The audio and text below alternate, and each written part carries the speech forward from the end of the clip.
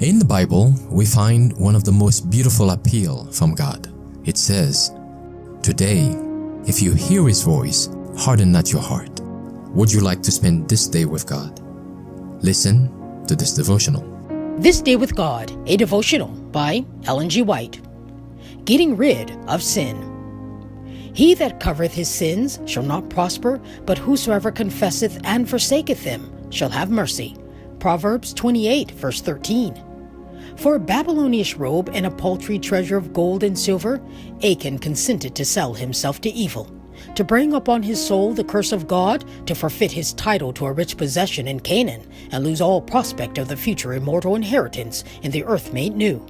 So great had been his hardihood and persistence that even at the last Joshua feared he would assert his innocence, and thus enlist the sympathy of the congregation and lead them to dishonor God. He would not have confessed had he not hoped by so doing to avert the consequences of his crime. It was this hope that led to his apparent frankness in acknowledging his guilt and relating the particulars of the sin. In this manner will confessions be made by the guilty when they stand condemned and hopeless before the bar of God, when every case has been decided for life or for death. Confessions then made will be too late to save the sinner.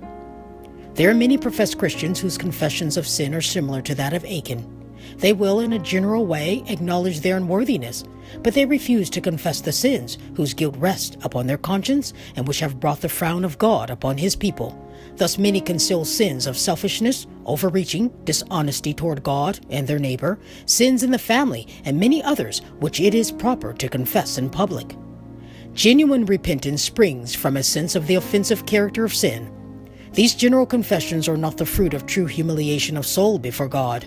They leave the sinner with a self-complacent spirit to go on as before, until his conscience becomes hardened, and warnings that once aroused him produce hardly a feeling of danger, and after a time his sinful course appears right. All too late his sins will find him out, in that day when they shall not be purged with sacrifice nor offering forever. There is a vast difference between admitting facts after they are proved and confessing sins known only to ourselves and God.